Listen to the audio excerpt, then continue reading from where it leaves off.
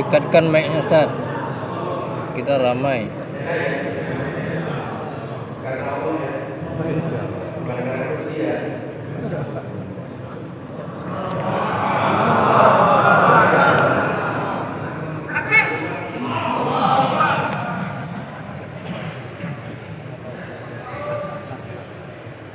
Maka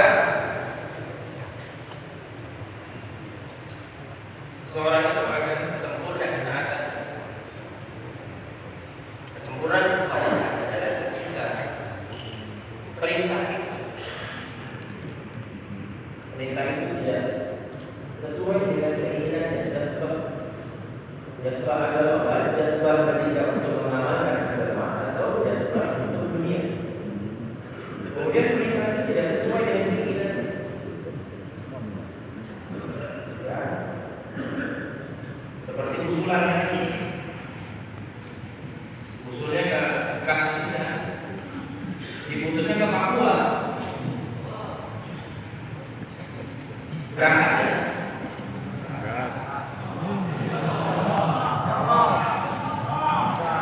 Ini di masjid ya. Jadi kalau suatu hari kemudian usul kita ke Mekah dan Madinah, diputus ke Papua, sesuai dengan hawa nafsu.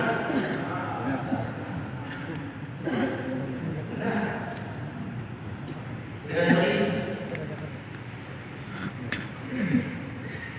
kemudian kita itu perintah, walaupun tidak sesuai dengan keinginan.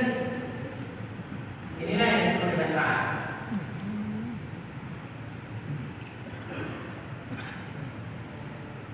Disuruh 6 bulan tiap tahun.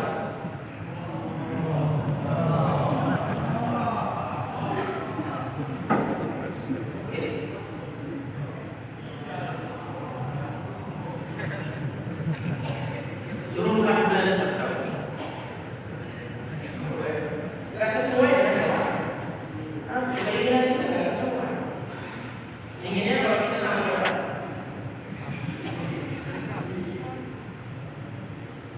Enggak juga. Bosannya kamu enggak juga.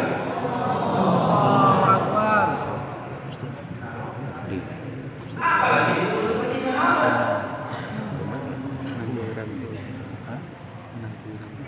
Berapa jam sahabat meluangkan waktu di masjid?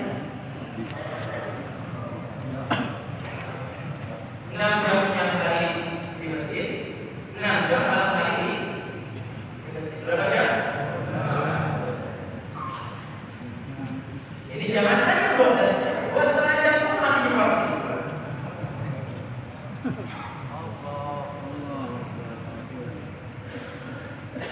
Tapi kalau seandainya diperintah sesuai dengan hawa nafsu kita, jasmanya sesuai, semangatnya sesuai, kemudian kita taati dengan perintah, nafsu namanya. Ada masih sesuai dengan keinginan kita, masih nafsu namanya. Kapan kita katakan ketaatan yang sempurna? Jika perintah itu bertentangan dengan nafsu kita, bertentangan dengan keinginan kita, jasbah semangat mengamalkan agama bertentangan. Bila kerjaan itu juga perintah bertentangan dengan nafsu, lalu taat.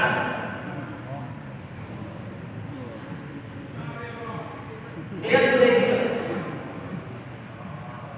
Ya, ketika Allah Ta'ala memerintahkan para sahabat untuk hijrah dari Madinah ke Allah yang perintahkan. Kebetulan perintah ini sesuai dengan hawa nafsu mereka, jasbah semangat berjalan dengan jasbah yang begitu besar, tinggi. Tidak kembali.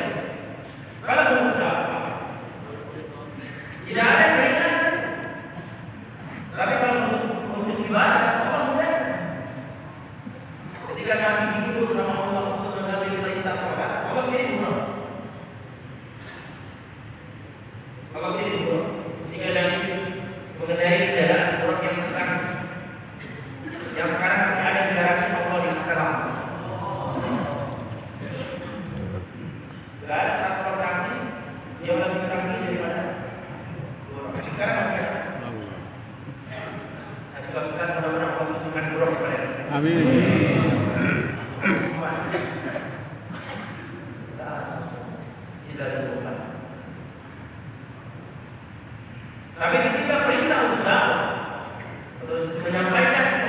Madinah, maka Allah lagi umrohnya. Allah simpan di umroh kita. Disuruh para sahabat untuk berjalan kaki. Ada sebagian dari mereka yang mengendarai onta, kuda. 500 kilo dan berapa dan sampai di Hudaybiyah. Saya subhanallah. Semangat itu Mekah. Tiba-tiba di Hudaybiyah turun perintah Allah untuk mereka kembali ke Madinah. Bagaimana perasaan sahabat? Satu perintah Allah sesuai dengan keinginan. Satu perintah Allah kembali lagi ke Madinah tidak sesuai dengan keinginan hawa nafsu.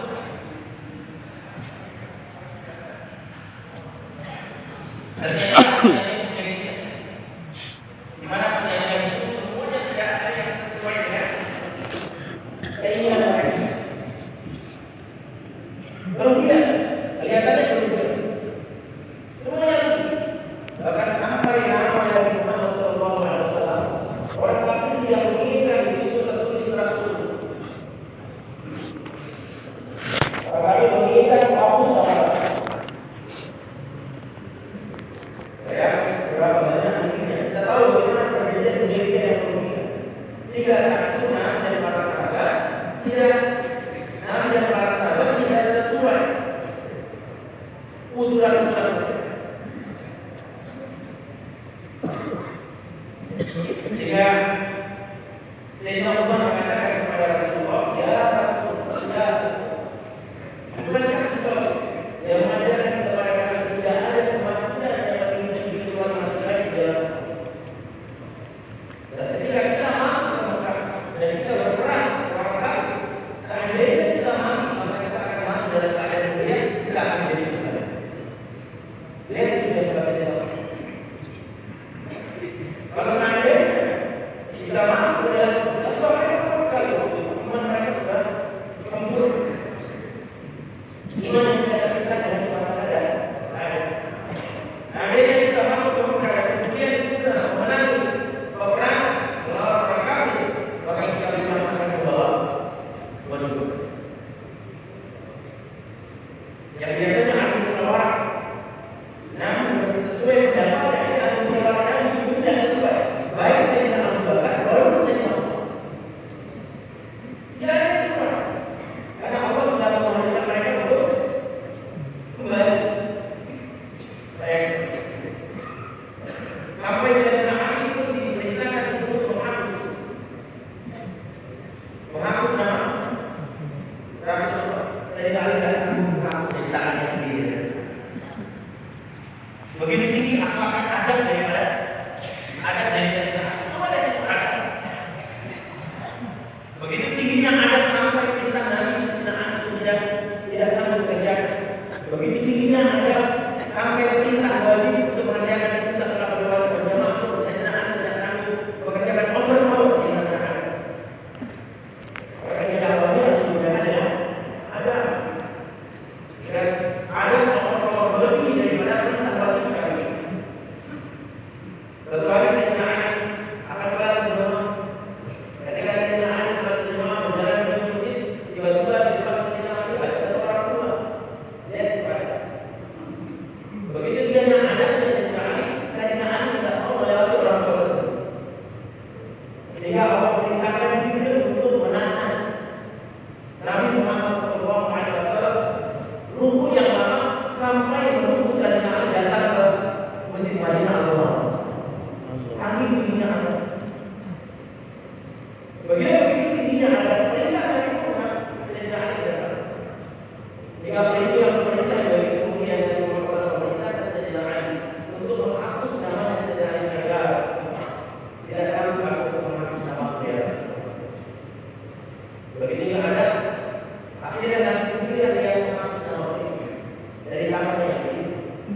Begitu tingginya ada sampai suatu kali ketika Sayyidina Ali masuk dengan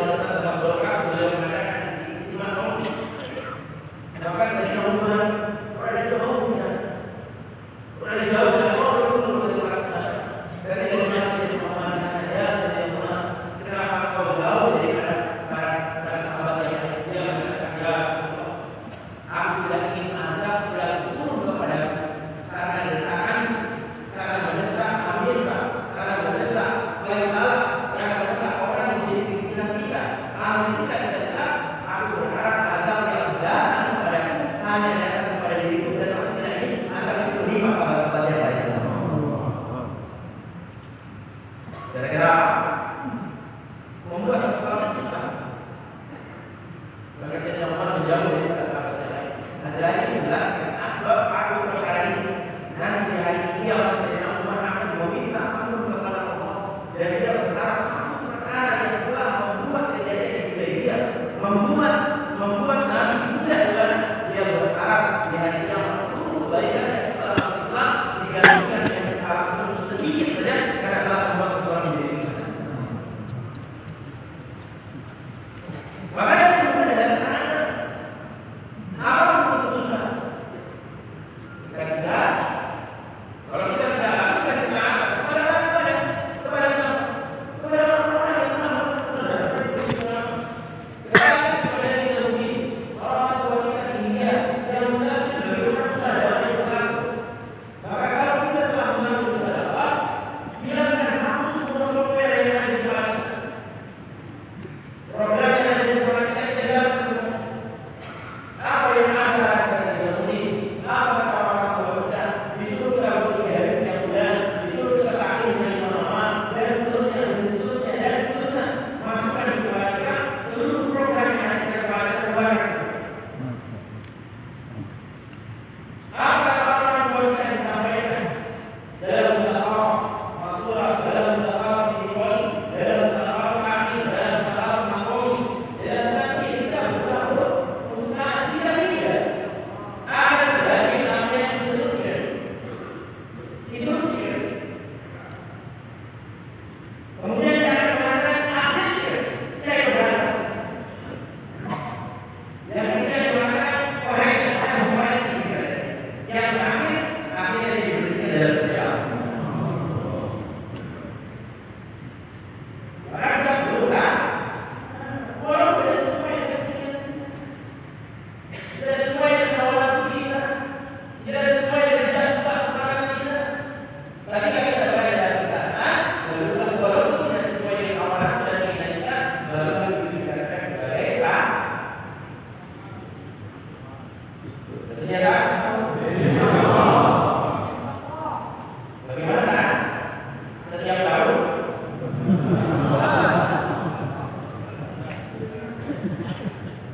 4 bulan jalan kembali ke rumah, urus dunia kita, urus pertemuan kita, urus perdagangan kita bersama anak kita bagi waktu. Kemudian kalau ada kesiapan baru kita berdoa. Saya siap untuk keluar Pak. Kata siapa? Balik. Begitu mungkin mau keluar 40 hari, tapi saya suka dengan pekerjaan. Tiba-tiba dia daftar. Habis daftar lari. Gak pernah saya dengar. Istilahnya tidak bagus. Habis daftar, keluar masuk sesuai dengan tidak ada di sini. Begitu tidak ada orang tua, ada orang tua kita atau tidak. Orang tua tidak itu, tapi dia ada yang benar. Ada waktu untuk keluarga, ada waktu untuk pekerjaan, ada waktu untuk doa. Ada kesempatan tadi. Allah berikan kita tanggung jawab untuk kerja, tapi dakwah yang terhubung dengan mana? Dakwah yang di dalamnya ada apa? Pengorbanan. Di mana pengorbanan tadi dalam keterangan, walaupun tidak semua. Makanya orang-orang itu bilang sedikit korban, sedikit dalam semua. Banyak korban, banyak salah korban. Enggak mau korban. Enggak mau.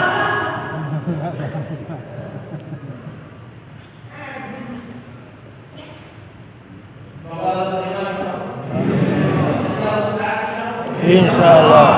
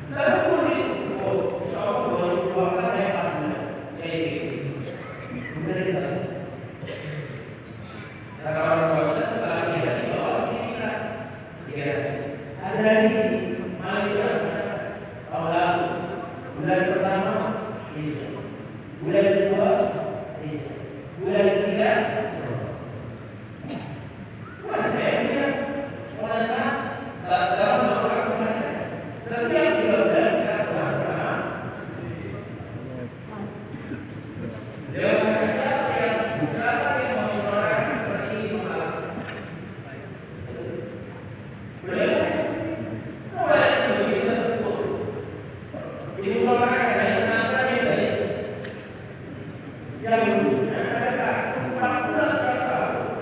Dia main-main di pekos, isinya ada basement. Dia sudah ada dia tahu, tapi isinya baru berdarah di dasar sumur. Begitu dalam dalam bingung. Ayo berangkat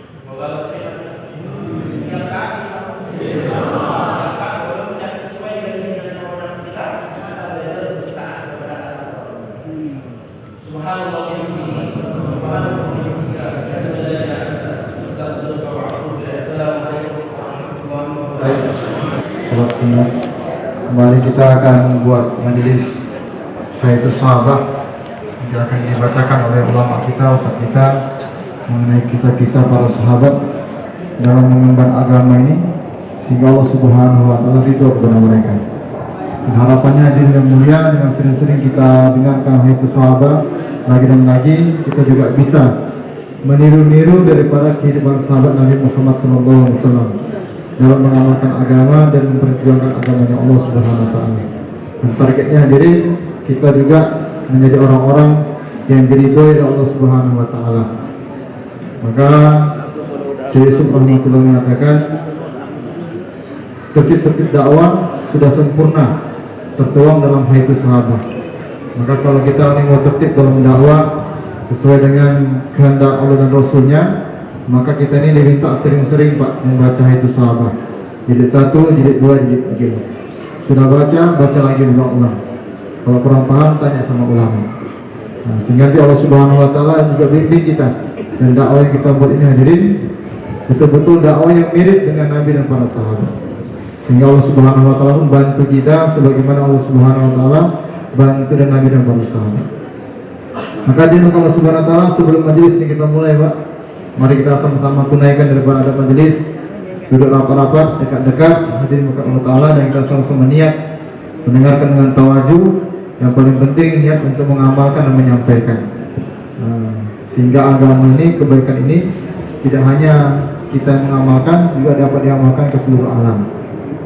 Sehingga di mana-mana nanti orang-orang akan mengamalkan agama kenal dengan sunnah Nabi Muhammad SAW. Memang dalam kita buat perjuangan dalam dakwah ini banyak ujian, banyak rintangan. Tapi ada yang mulia, kalau kita baca daripada rintangan ujian sahabat dan Nabi, para Nabi dan para sahabat, maka kita akan menjadi merasa belum berjuang, belum berkorban. Nah, maka kita sama-sama mendengarkan, niat untuk mengamalkan dan menyampaikan. Insyaallah yang mengusahakan.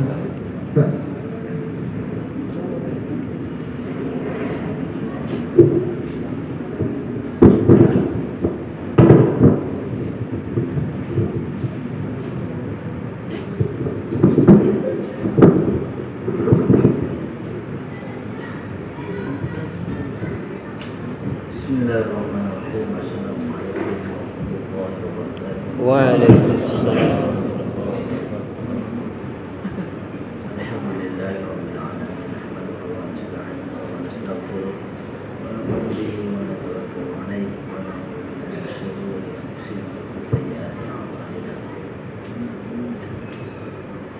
قال المصنف رحمه الله ونفعنا بعلمه في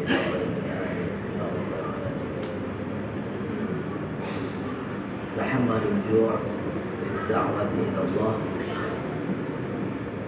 تحمل النبي صلى الله عليه وسلم الجوع. تحمل الجوع في الدعوة إلى الله ورسوله صلى الله عليه وسلم. تحمل النبي صلى الله عليه وسلم الجوع. أخرج مسلم والترمذي عن محمد بن بشير رضي الله عنه قال: ألستم في طعام وشراب ما شئتم. laqad ra'aytu nabiyakum wa ma yajidu min al-daqal ma jamla'u batn. Fi riwayatin Muslim Rahman radhiyallahu anhu qala dzaka Umar radhiyallahu anhu ma asaba nas فقال لقد رأيت رسول الله صلى الله عليه وسلم يظل اليوم يلتوي ما يجد من الدقال ما يبدأ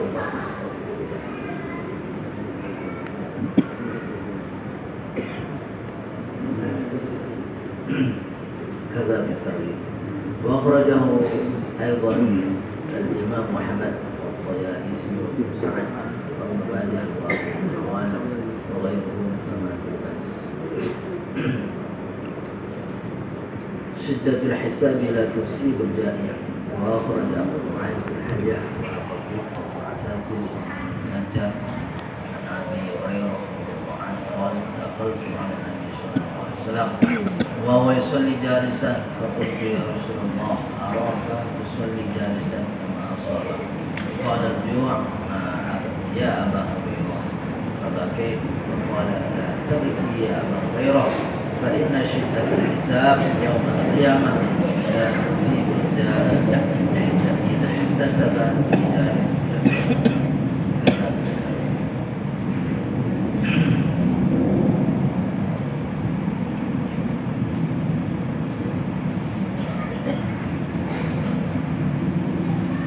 Hadirin Allah Subhanahu wa taala, insyaallah kita akan mendengarkan kisah para sahabat, kisah bagaimana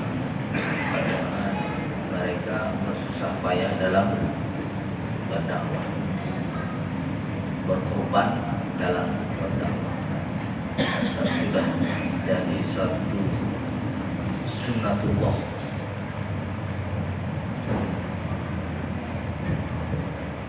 bahwa dengan agama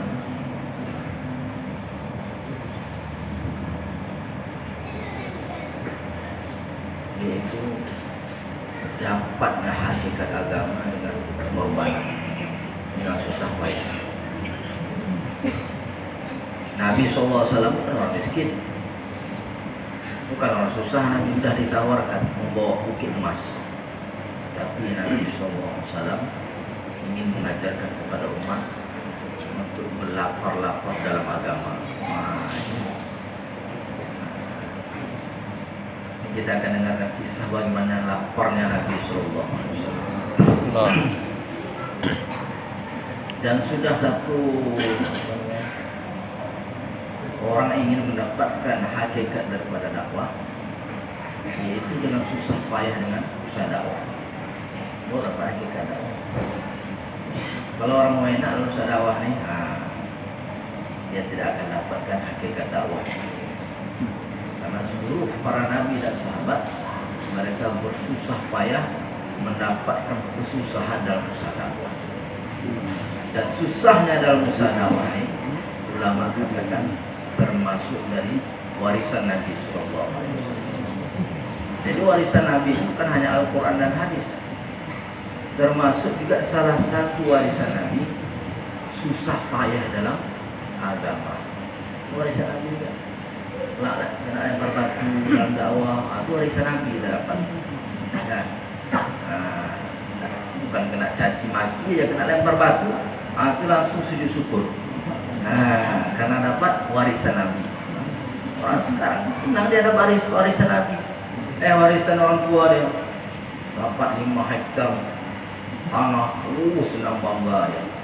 Kita mau ubah sekarang, senang dengan warisan Nabi, susah payah dengan kerja. Insyaallah tunggu. Insyaallah. Siap lapar? Insyaallah. Di kambing kan sini.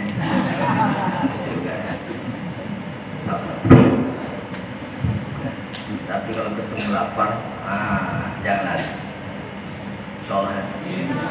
Karena dalam usaha dakwah payah kali jadi lapar. Kalau yang kerja dakwah dulu memang banyak laparnya. Sekarang ujiannya bukan lapar, di atas perut sekarang, hati yang uji. Udah enak lah orang dakwah sekarang. Allah berlimpah orang kampung. Allah sampai tahajud payah. Masya Allah. Kuatnya makan.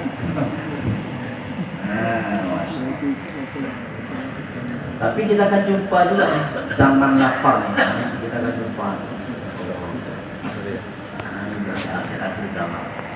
Maka kalau jumpa di zaman lapar, maka kita jangan terkejut, karena ini adalah satu warisan dari Nabi Sallallahu Alaihi Wasallam.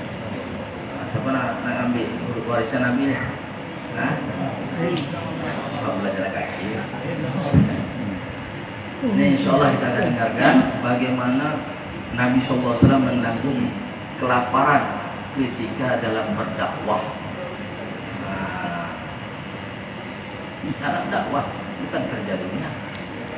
Kita kadang udah kerja dunia lapar juga. Nabi tidak di situ. Dalam kerja dakwah laparnya. Itu paling tinggi. Mangkau bertinggi, lapar dalam kerja dakwah. Dakwah mengajak kepada Allah. Ini kisah tentang bagaimana Nabi SAW menanggung kelaparan. Hadis dalam dikeluarkan oleh Muslim.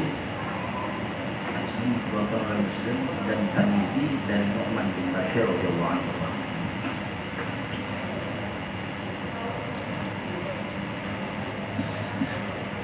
Muslim meletakkan kisah ini dalam kitabnya bab kitab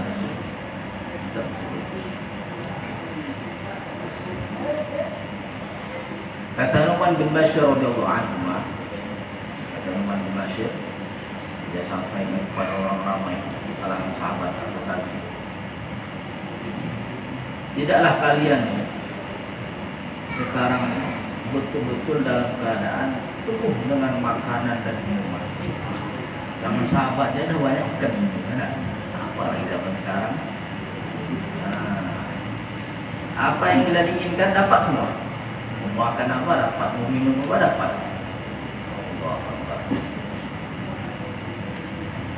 Sesungguhnya kata Nu'man bin Bashir, aku telah melihat Nabi kalian Sallallahu Alaihi Wasallam, dia tidak dapatkan makanan tamar, bukan tamar baik, minat dakol tamar yang buruk, kering dan buruk, tapi masih bisa dimakan.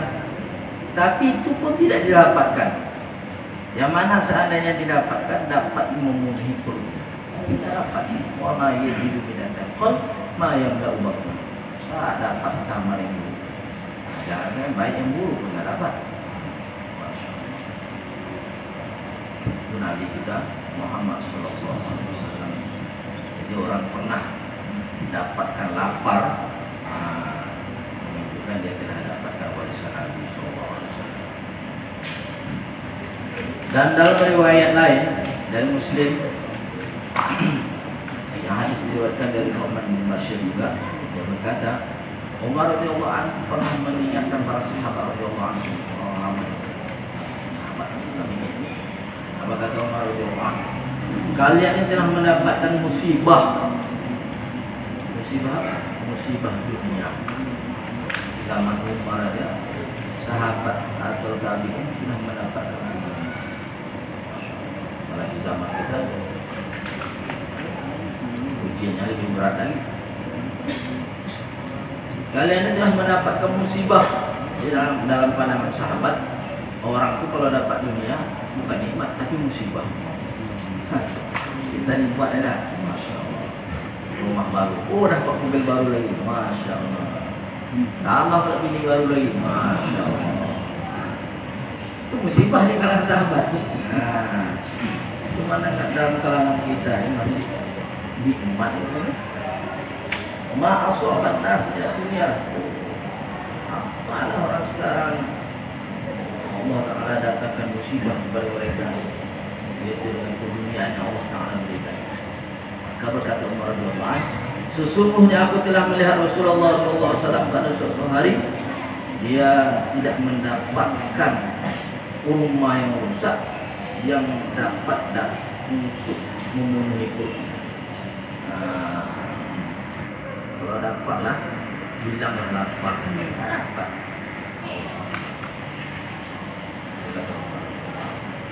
Sebagaimana disebutkan dalam kitab. Dan hadis ini juga telah dikeluarkan oleh Ahmad dan Tirmizi dan Ibnu Sa'id Sa'ad dan Ibnu Majah dan Marwan dan lain selain daripada mereka pun banyak meriwayatkan hadis ini sebagaimana telah disebutkan dalam kitab. Di ulama katakan di sini, sebagian ulama-ulama arifin dia katakan undangannya surga Firdaus, walimah surga Firdaus, undangannya itu ju'u anfusakum, yaitu melaparkan diri. Walimah undangannya surga Firdaus, lapar untuk agama. Sebagian ulama arifin.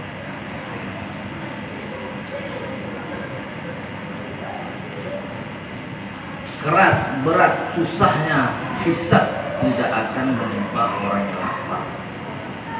Hisab akhirat tidak akan menimpa orang yang pernah lapar. Hadis dalam mengeluarkan oleh Abu Nu'aim dalam kitab Al-Hilyah, Khatib dan Masajid dan Hajar. Hadis diriwayatkan dari Abu Hurairah radhiyallahu anhu. Dia berkata, Abu Hurairah, aku pernah masuk menjumpai Nabi sallallahu alaihi wasallam duduk sholat dalam keadaan duduk. Sholat dalam keadaan duduk. Maka Abu Hurairah radhiyallahu anhu bertanya, ya Rasulullah, aku lihat engkau tadi sholat duduk. Apa yang menimpa engkau ya Rasulullah? Apa sakit engkau? Kata Nabi sallallahu alaihi wasallam, "Jual lapar ya Abu Hurairah." Datang ke sholat tiga sholat. Masya Allah. Ada antara tuan yang sangat lapar yang sholat dulu. Sudah katakan sakit perut kekenyangan ada. Saya pun udah pernah juga. Kenyang muka puasa sholat dulu. Ini Nabi lapar. Saking laparnya itu sholat sunatnya dulu. Kita nak lapar pun sholat dulu. Ngajak Nabi SAW lapar, Abu Hurairah lapar, nak tahan. Diri itu bangun kalau sholat dulu. Maka Abu Hurairah menangis dengan melihat keadaan Nabi SAW yang begitu lapar sehingga dia sholat dulu. Sudah lapar pun masih sholat. Awak kenyang dah sholat.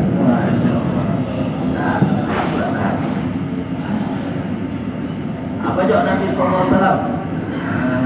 Nabi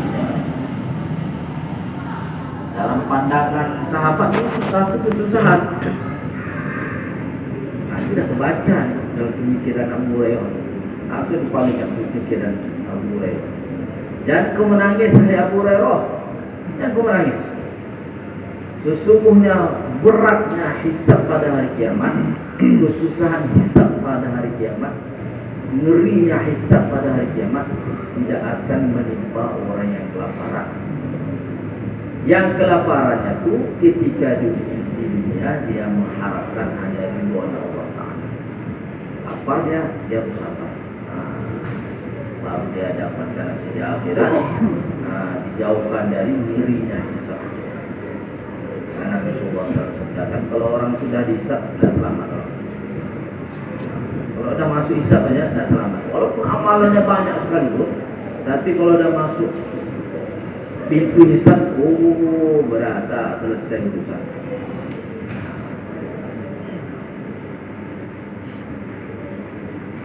Udara yang kita hirup itu ditanya mau bro.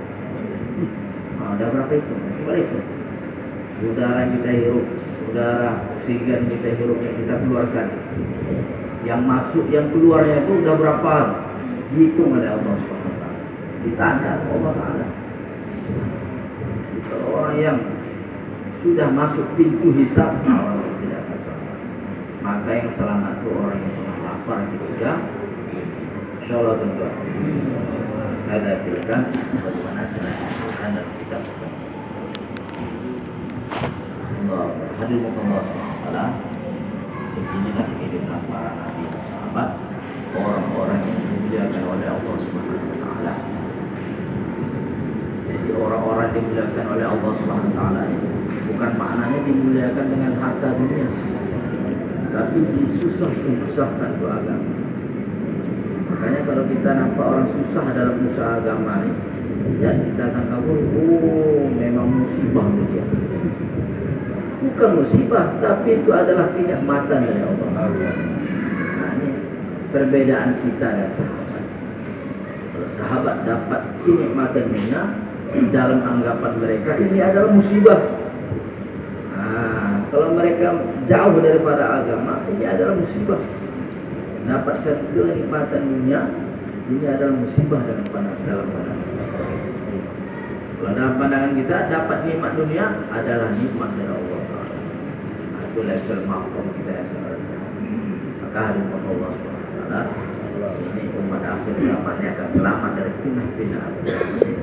Itu tidak ada cara lain kita tambahkan pengorbanan diri, harta, untuk kita untuk agama. Insyaallah yang belum berangkat 4 bulan secepatnya, yang belum pernah berangkat 4 bulan jalan kaki secepatnya berangkat. Insyaallah tuan-tuan. Nah, yang belum berangkat 4 bulan ada.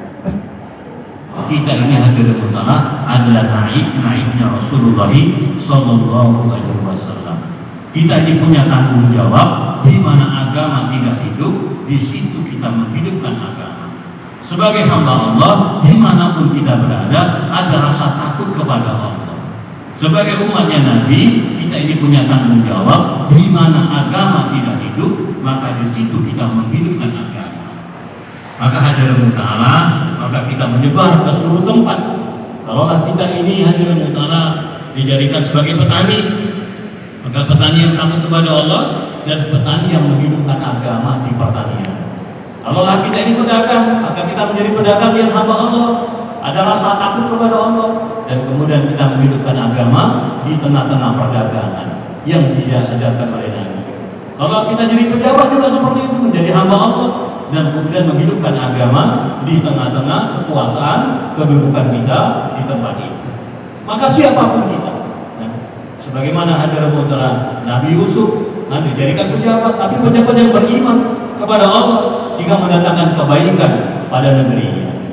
Maka begitu juga hadirin putra Nabi Sulaiman juga seperti itu. Juga hadirin putra seluruh nabi-nabi dijadikan contoh oleh Allah Taala. Sesungguhnya mereka adalah cermin daripada kehidupan seluruh umat di akhir zaman. Sehingga hadirin putra kita ingin melihat bagaimana keadaan umat ini. Maka jemaah dirahmati Allah Subhanahu wa taala, maka intinya hadirin putra, setiap kita ini adalah dai-nya Allah. Secara infiradi kita ini adalah hambanya Allah.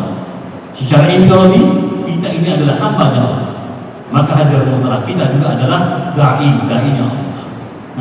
Maka hadirin putra kita punya tanggung jawab atas kerja membuat kerja yang dibuat oleh Rasulullah Sallallahu Alaihi Wasallam. Maka jemaah dirahmati Allah Subhanahu Wa Taala, apabila kita ini menjaga agama ini hadirin ta'ala, maka kita akan dijaga oleh Allah. Kita lihat bagaimana keturunan Abu Bakar dijaga Allah, keturunan Umar, Utsman, Ali, dan kita lihat bagaimana keturunan wali-wali Allah dijaga mereka hadirin ta'ala. Kebanyakan orang-orang soleh di akhir zaman ini, di mana mereka adalah keturunan orang-orang yang soleh sebelumnya.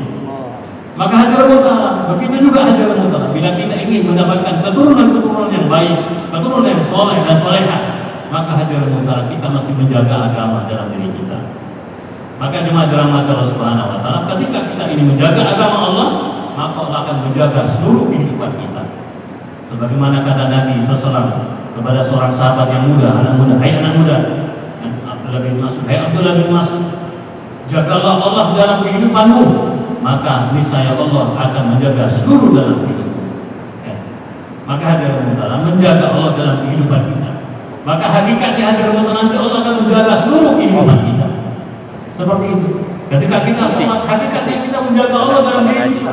Ketika zikir, baca Quran, kebaikan-kebaikan yang kita buat, hakikatnya hadirin ta'ala, kita menjaga Allah dalam diri kita, sehingga Allah sendiri akan menjaga kita. Seperti itu hadirin ta'ala. Maka jemaah ta'ala, ceritakan ada satu cerita.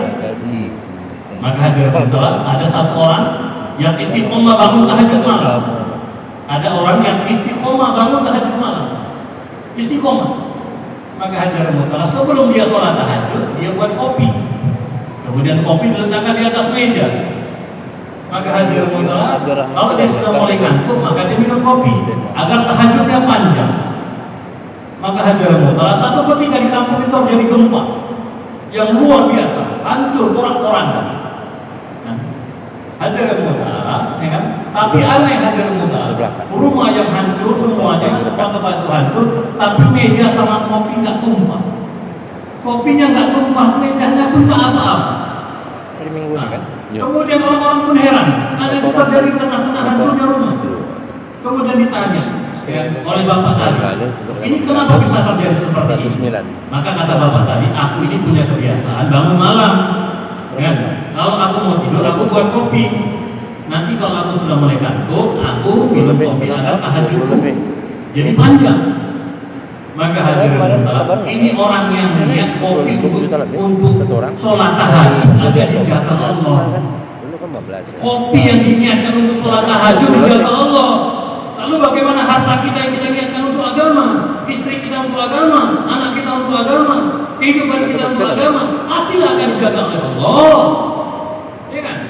Seperti itu nih hakikatnya hadirin. Karena kita mau dijaga Allah dunia dan akhirat. Seperti itu ada mudah. Sebagaimana Umar itu orang yang paling takut kepada Allah sampai setan pun takut. Bagaimana rasa takutnya? Sampai di dalam kubur pun malaikat mungkar nakir nanya pun dari jawab. Ya Umar, siapa Tuhanmu? Kalau Tuhan kamu siapa, kata Umar? Malaikat nanya, kan? Ya Umar, Tuhan kamu siapa? Malah Umar nanya, Tuhan kamu siapa? Dan ini sudah sampai lagi sesalah. Begitu aja dijaga Allah. Kubur kita dijaga Allah. Masya Allah. Sehingga kita orang-orang paling mudah nanti untuk memasuki surga Allah Subhanahu wa Ta'ala. Maka hadirin ta'ala, wujudkan agama dalam setiap aspek dalam kehidupan kita. Jadilah kita ini sebagai hamba Allah dan sebagai naibnya Rasulullah sallallahu alaihi wasallam. Semuanya insyaallah ya. Nah, kita ini diberikan kesempatan oleh Allah atas waktu, harta dan diri, maka kita gunakan sebaik-baik waktu, sebaik-baik harta dan sebaik-baik diri. Ada kalanya orang itu tidak mampu dirinya, tapi dia mampu waktunya. Ada orang itu mungkin tidak mampu waktunya, tapi mampu hartanya. Kalau hadir mutlak diberikan kesempatan tiga tadi, harta, diri, dan waktu, ini adalah satu nikmat yang begitu besar. Maka hadir mutlak jadikan kita sebaik-baik umat yang memberikan manfaat kepada orang lain dengan sebanyak-banyaknya. Semoga bersedia ya.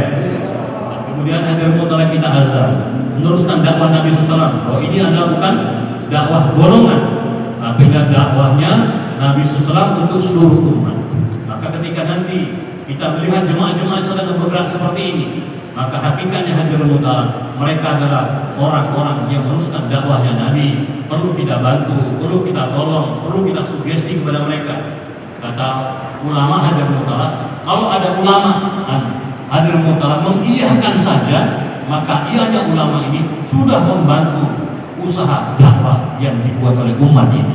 Lalu bagaimana kalau ulama hadir mutlak turun langsung dalam dakwah ini? Maka ulama ini akan jadi pimpinan dalam dakwah hadir mutlak. Dan inilah yang ditunggu oleh umat. Bagaimana setiap orang-orang alim ulama hadir mutlak mengambil kerja kenabian, datang kepada setiap orang, memberikan pencerahan hadir mutlak sehingga bermanfaat bagi umat seluruh alam. Dan hadir mutlak para ulama ini juga harus berdampingan dengan para bangsawan hadir mutlak. Lihat perkembangan dakwah di zaman dulu hadir mutlak bukan hanya di kalangan para sahabat saja, tapi di kalangan hadir mutlak para raja-raja, para penguasa-penguasa. Sehingga hadir mutlak dalam waktu yang begitu singkat Islam telah tersebar ke seluruh dunia. Maka hadir mutlak untuk dakwah hadir mutlak semua kalangan. Tidak ada khusus, tidak, semua kalangan. Dari hari mulai rakyat biasa sampai daripada raja-raja. Dari orang miskin sampai orang kaya, dari orang yang sehat sampai orang yang cacat. Maka semua hadir mutlak untuk ambil bagian dalam usaha dakwahnya Rasulullah sallallahu alaihi wasallam. Dan alhamdulillah di negeri kita ini sudah banyak hadir mutlak orang-orang yang meneruskan kerja dakwah Nabi SAW. Mereka menjadikan masjid-masjid sebagai pusat pergerakan dakwah. Maka mereka berhimpun di satu masjid dalam setiap minggu, dan kemudian bermusyawarah dalam setiap bulan, dan kemudian setelah ada acara tahunan seperti ini, dalam setiap tahun mengumpulkan umat secara istimewa, secara besar-besaran, agar umat Islam ini kembali pada kemuliaan umat Islam. Umat Islam mengamalkan agama dan menyampaikan agama. Inilah maksud daripada istimewa ini dibuat, agar orang Islam mengamalkan agama dan menyampaikan agama. Mengamalkan agama sebagai hamba Allah, menyampaikan agama sebagai umatnya Rasulullah Sallallahu Alaihi Wasallam. Sempurna la ilaha illallah Muhammadur Rasulullah. Inilah persaksian yang benar. Jadi mudalah kira-kira ini saja yang dapat saya sampaikan. Semoga Allah Subhanahu wa taala berikan taufik kepada kita untuk bisa mengamalkan agama dalam kehidupan kita dan menjadikan kita ini sebagai asbab kebaikan-kebaikan bagi orang lain, dan kita bisa istiqomah untuk mengamalkan agama dalam kehidupan kita sampai mati. Insyaallah ya.